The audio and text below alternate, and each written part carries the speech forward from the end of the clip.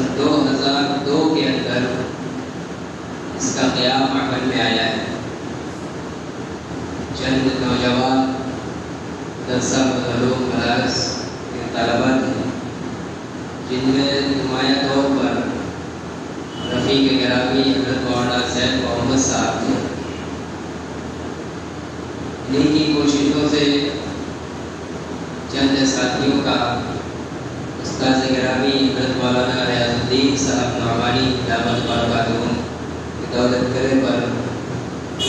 آنے جانے کا سلسلہ شروع ہوا۔ کبھی کبھی نشستیں مولانا کے ساتھ ہوتی تھی، ہم طلباء کی اصلاح و تربیت فرماتے تھے، خاص طور سے سماج میں کس طرح ایک عالم دین کو، امام کو اور خطیب کو رہنا ہے، کن کن نامناسب احوال اور اعمال سے اپنے آپ کو بچانا ہے، کیا کردار پیش کرنا ہے، اس سلسلے میں بے مثال رہنمائیاں فرماتے تھے۔ یہاں تک کہ موقع پر تذکرہ آیا کہ بنارس کی عوام دیوبندی علماء پر اور بنارس کے مرکز علم اور مادر علمی جامعہ مظلوم بنارس پر یہ داغ لگاتی ہے کہ بریلوی علماء چہک چہک کر تقریر کرتے ہیں اور دیوبندی مدرسوں سے گونگے پیدا ہوتے ہیں،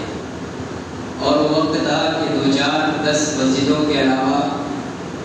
بیشتر مساجد پر حفاظ کرام، پرانے بوڑھے حضرات جمعہ کے ممبروں پر وہی حاوی تھے اور بیان و تقریر کا سلسلہ عموماً نہ کے برابر تھا۔ یہ سلسلہ شروع کیا گیا اس نظام کے تحت کہ ماہانہ یہ پلیٹ فارم بنا کر جلسہ کیا جائے گا جس میں 2 طالب علم کا بیان ہو اور 1 مدرسے کے استاذ کا بیان ہو۔ جس مہینے میں اور آپ بیٹھ کر انتخاب کر رہے ہیں، اسی ماہ محرم الحرام 2022 کے 11 محرم کو سب سے پہلا اس کا اجلاس مدرسے کی مسجد میں منعقد ہوا۔ 11 محرم حضرت مولانا مجیب الغفار صاحب اسحاق اعظمی نور اللہ برکتہ سابق شیخ الحدیث جامعہ مظلوم بنارس نے بنارس کی سرزمین پر اس مسجد کے ممبر سے باہر اسی مسجد میں اسی اجلاس کے اندر پہلی مرتبہ بیان فرمایا اور محرم کی تمام جاہلانہ رسومات و بدعات پر کھل کر نکیر فرمائی اور لوگوں نے اس کی بڑی پذیرائی کی۔ بہت سے آدھے ادھورے دیوبندی جن کے گھروں میں 7 تاریخ سے گوشت بند ہو جاتا تھا، اس تقریر کے بعد بہت سے گھروں میں محرم کے ان دنوں میں گوشت جاری رہا اور بھی بہت سی بدعات اور خرافات میں کمی آئی تھی۔ افسوس کہ وہ دور اس طرح کی عمومی ریکارڈنگ کا نہیں تھا، ورنہ مولانا کا اگر وہ محفوظ ہوتا تو آج ہم سب کی تربیت کے لیے سنگ میل ثابت ہوتا۔ اس طریقے سے اس کا آغاز ہوا ہے اور نام بھی خود حضرت مولانا کا تجویز کیا ہوا ہے، اس معنی کر کے کہ مدرسہ کے یتیم خانے کے کتب خانے کے لائبریری میں بڑے اساتذہ کے سامنے تذکرہ و مشورہ ہو رہا تھا۔ گوریا جی بھی تھے، مولانا زید محمد صاحب کی زبان سے نکلا یہ لفظ، حضرت مولانا مجیب الغفار صاحب نے فوراً اس کی تائید فرمائی اور اس اعتبار سے جو ہے وہی اس پلیٹ فارم کے نام پہ تجویز کرنے والے ہیں۔ پھر آگے یہ سلسلہ اسی طرح چلتا رہا یہاں تک کہ 2012 سے تقریباً، اس سے پہلے بھی تھا لیکن 12 کے اندر خاص طور سے بنارس کے اندر غیر مقلدیت کا اتنا بڑے عروج پر تھا۔ گلی گلی کے اندر نوجوان ہمارے متاثر ہونا شروع ہو گئے۔ اس وقت یہاں باغڑ تلے سے اس کی مشاورت کا دوبارہ سرنو آغاز کر کے خاص طور سے رد غیر مقلدیت کے لیے کام کیا گیا اور اس عظیم کام میں مخدوم گرامی امیر ملت حضرت مولانا مفتی ابوالقاسم صاحب نعمانی دامت برکاتہم العالیہ کی بھرپور حمایت، تعین اور قدم قدم پر رہبری اور سرپرستی شامل حال میں، اور یہ حوصلہ افزائی کا جملہ بھی بار بار کہتے تھے کہ کام کرنے کا ہے، کرتے رہنا، کسی سے تعریف اور حوصلہ افزائی کے انتظار اور امید میں نہ رہنا۔ اسی انتظار اور اسی سلسلے کے ساتھ یہ کام آگے بڑھ رہا ہے، اور الحمدللہ 22-23 سالوں کے اندر ہمارے بہت سے ساتھی اس پلیٹ فارم سے تقریبی میدان کے اندر آگے بڑھے، بہت سے ممبروں پر اور مسجدوں میں امامت و خطابت کی ذمہ داری لی، اور خود فطری اور بچپنے کے مزاج کے اعتبار سے میں اس پوزیشن کا تھا کہ اگر یہ پلیٹ فارم نہ ہوتا مجھے آج بولنے کا ڈر نہ ہوتا۔ یہ جو کچھ ہے یہ صرف اساتذہ کی تعلیمی اور ان کی رہبری اور حوصلہ افزائی کے بعد انہی تنظیم دعوت الحق کے پلیٹ فارم اور اس پلیٹ فارم سے ساتھیوں کی طرف سے سپرد کی گئی خدمت کو قبول کر کے اس کو انجام دینے کا صدقہ ہے۔ خیر یہ سرگزشت تھی، مختصر سی تنظیم کی۔ ہر اس انتخابی مجلس میں کچھ نئے احباب ضرور ہوتے ہیں، یا پرانے بھی ہم اپنے اسباب بولتے رہتے ہیں، اس لیے اس کا اعادہ ضروری ہو تاکہ پتہ چلے کہ ہمارا سرا کیا ہے، ہماری بنیاد کیا ہے، ہمارے بانی اول کون ہے، ہمیں کھڑا کرنے والے کون ہیں، تاکہ ہم اخیر دم تک ان کے معترف رہیں، ان کے لیے دعا گو رہیں، اور اس بات کا ہمیں احساس بھی رہے کہ ہماری ہر خدمات کا صلہ انشاءاللہ ہمارے سرپرستان کو، اساتذہ اور مشائخ کو ضرور ان کی روحوں تک اور ان کے اعمال ناموں تک ہماری خدمات ان کے لیے بھی ذخیرہ بنے گی انشاءاللہ۔ بندے غیر مقلدیت کے علاوہ اور بھی بہت سے فتنے آئے۔ تنظیم نے ان حالات کو دیکھ کر اپنے منشور میں نوجوان فضلاء کی فکری اور خطابی تربیت کے ساتھ ساتھ احقاق حق اور انکار باطل، اہل سنت والجماعت کے عقائد و نظریات کی حفاظت، یہ مشن میں ہے، یہ بنیادی طور پر ہے، اور یہ آج کی بہت بڑی ضرورت ہے۔ تو شکیلیت کا ایک فتنہ اٹھا، اس کے علاوہ کچھ علاقائی فتنے اٹھے۔ مغل سرائے کے اندر کوئی شخص تھا جس کا نام اس وقت ذہن میں نہیں ہے، تاریخ تعصب، اس نے کتاب لکھی اور قرآن کی آیات کے اندر تحریف کر ڈالی۔ ایسے ہی قاضی پورہ سے فتنہ اٹھا جس نے حضرت فاطمہ کے خدا ہونے کا دعویٰ کیا، شہاب الدین اس کا نام تھا، وہ مٹ گیا، ختم ہو گیا، فی الحال دب گیا، اس کا کوئی شعور نہیں۔ اور بھی بہت سی ایسی آوازیں آتی رہی۔ ہم طالب علم ہیں، علم کی خوشچین موت تک ہمیں بننے رہنے کا ارادہ رکھنا ہے اور اس کا انتظار رکھنا ہے۔ اور یہ فرماتے تھے کبھی یہ مت سوچنا کہ ہم ہو گئے، جس دن آپ نے سمجھ لیا کہ ہم ہو گئے وہی آپ کے گڈھے میں گرنے کا پہلا دن ہوگا۔ اس لیے ہم ہر وقت طالب علم ہیں اور علم کے خوشچین بن کر ہی رہنے میں ہماری ترقی ہے،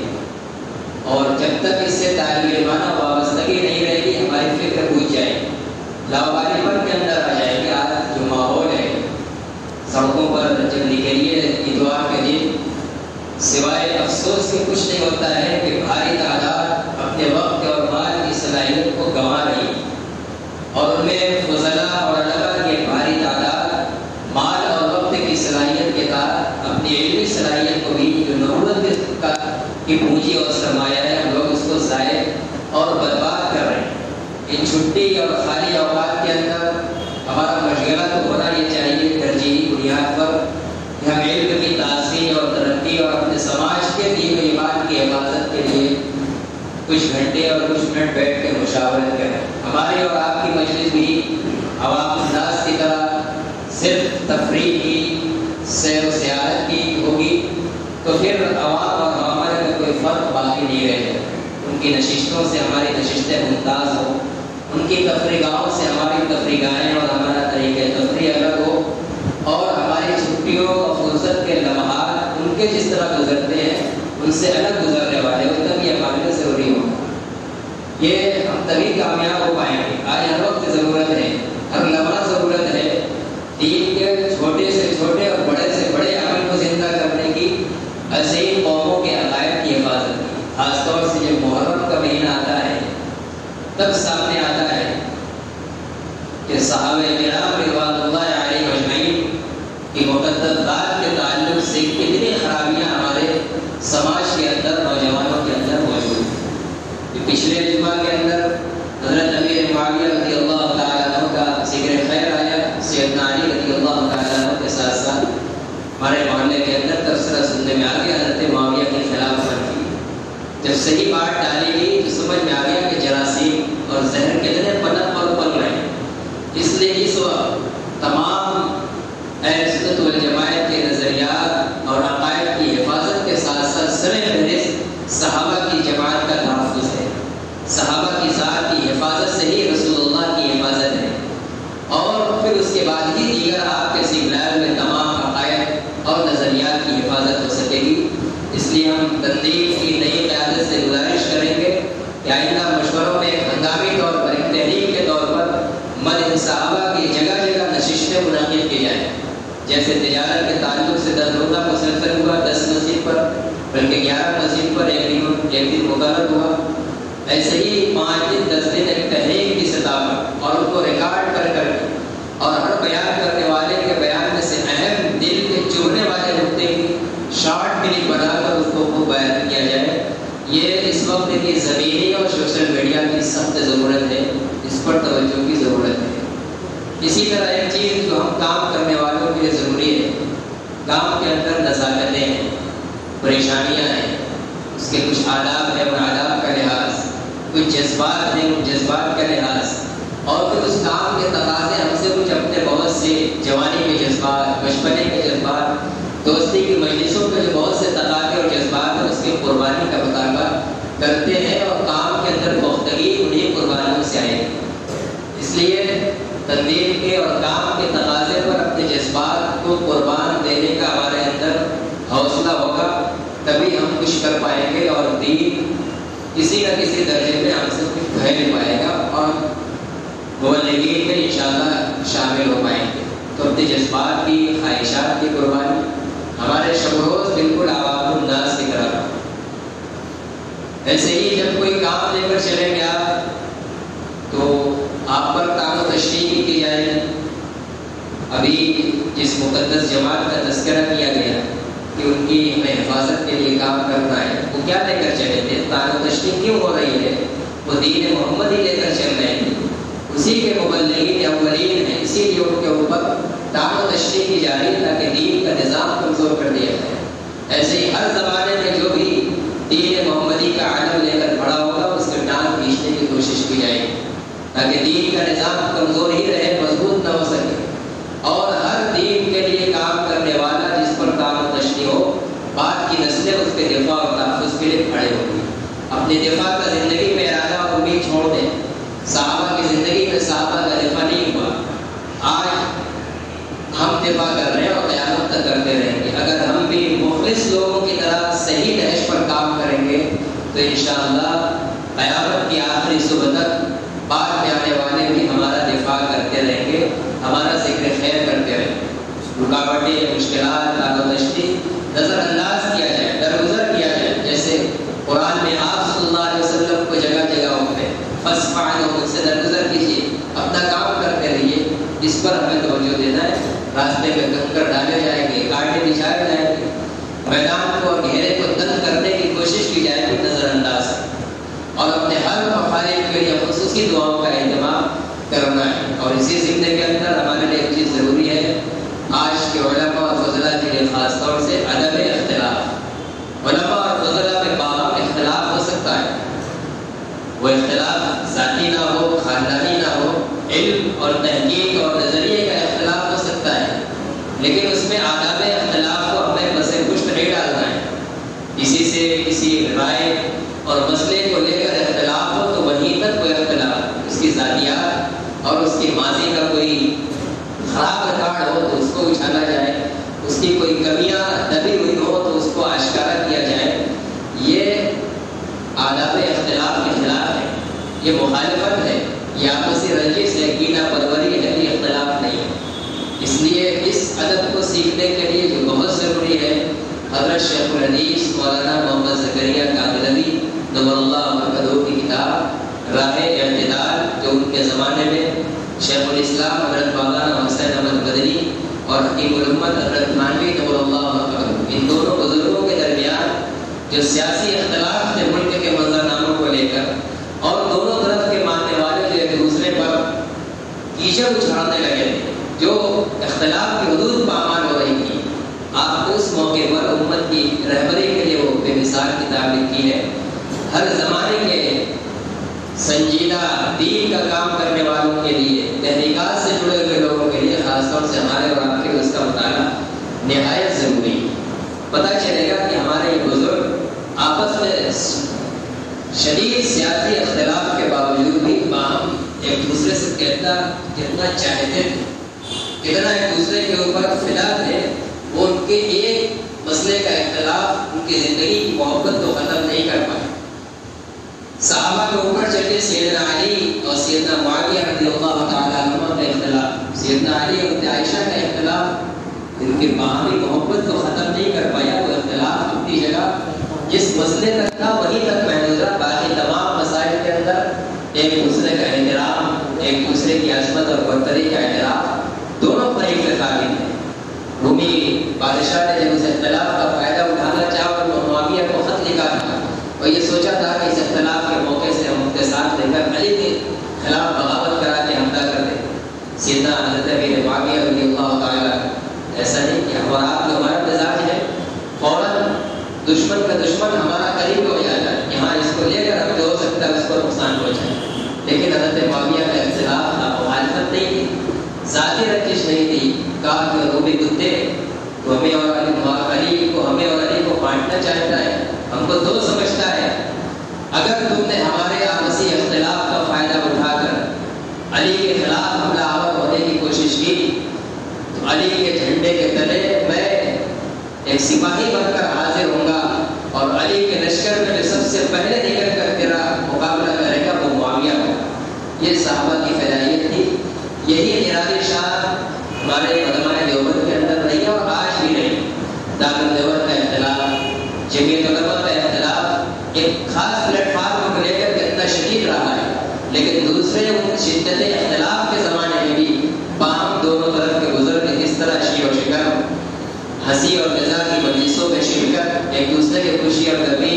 کی تقریبات میں شرکت، آج آنکھوں دیکھا بھی یہ منظر ہمارے اور آپ کے سامنے ہے۔ اس لیے ہمارے شہر کے اندر مختلف فرقے ہیں، مختلف طبقات ہیں، مختلف سرداری کا نظام ہے، مختلف خیال کے لوگ ہیں، اختلافات کے ماحول سے اکثر سابقہ کرنا پڑتا ہے۔ اس لیے شیخ الحدیث رحمۃ اللہ علیہ کی الاعتدال، راہ اعتدال نہیں، اس کا الاعتدال فی مراتب الرجال، اس کا مطالعہ ہم سب کو کرنے کی ضرورت ہے۔ اللہ تعالیٰ ہم سب کو کہنے سننے سے زیادہ عمل کی توفیق عطا فرمائے، اور آئندہ سال مزید استقامت، نئے حوصلہ، نئے جوش کے ساتھ مزید بہت سے جو ضروری تقاضے ہیں ان پر تمام کام کرنے کی توفیق نصیب فرمائے۔ اور یہ بھی بڑی سعادت مندی ہے ہماری اور آپ کی اس تنظیم کی کہ اس وقت کے دو عالم ربانی کی خصوصی سرپرستی حاصل ہے، مزاج کرسی ہوتی ہے، کام کا حال معلوم کرتے رہتے ہیں اور جو ان کے سامنے ہو تو مشورہ بھی دیتے رہتے ہیں۔ ایک ہے دارالعلوم دیوبند کے محتمم، ہم سب کے مخدوم و سرپرست حضرت مولانا مفتی ابوالقاسم صاحب نعمانی دامت برکاتہ، جو ہر سال ہمارے رپورٹ پر نگاہ ڈالتے ہیں، تقاضا کرتے رہتے ہیں اور کام بھی بتلاتے ہیں اور حوصلہ افزائی بھی فرماتے ہیں، مشکلات کے موقع پر حوصلہ بخش ہدایات سے بھی نوازتے ہیں۔ اور دوسرے ہیں ہم سب کے شیخ اور مرشد مخدوم العالم حضرت مولانا محمد قمر الزمان صاحب الہی دامت برکاتہ العالیہ، اس وقت پورے عالم کے اندر متفقہ طور پر شیخ العلماء ہیں، عالم ربانی ہیں۔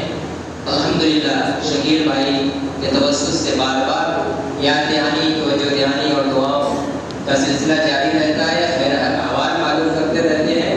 اور کام کی نوعیت کو سن کر پچھلے سال حضرت نے کہا ہے کہ ہم بھی آپ لوگوں کے ساتھ ہیں، ہم کو بھی اپنی تنظیم کا ایک فرد سمجھیے، تو وہ بھی ہمارے ایک رکن رکین ہیں، ہمارے ساتھ ہیں۔ اس سے بڑی ہمارے لیے سعادت مندی کا اور کوئی سرمایہ نہیں ہو سکتا۔ اب ضرورت ہے اس بات کی کہ اس سرمایہ کی ہم قدر کریں، ان نسبتوں کا اور ان بزرگوں کے اعتماد کی لاج رکھیں۔ جو ان کو امیدیں ہیں اس پر بھرپور کھڑا اترنے کی کوشش کرے، کمیوں کو تنگیوں سے درگزر کرے، اور کام کرنے والے آپس کے ساتھی جو ذمہ دار متعین ہو جائیں ایک امیر مطاع کی طرح ان کی اطاعت کریں، جو ذمہ داری طے ہو جائے اس کو انجام دینے کی کوشش کریں۔ اطاعت کے بغیر کوئی پلیٹ فارم، کوئی کام بامقصد نہیں ہو پائے گا، بازآور نہیں ہو پائے گا۔ وآخر دعوانا الحمد للہ۔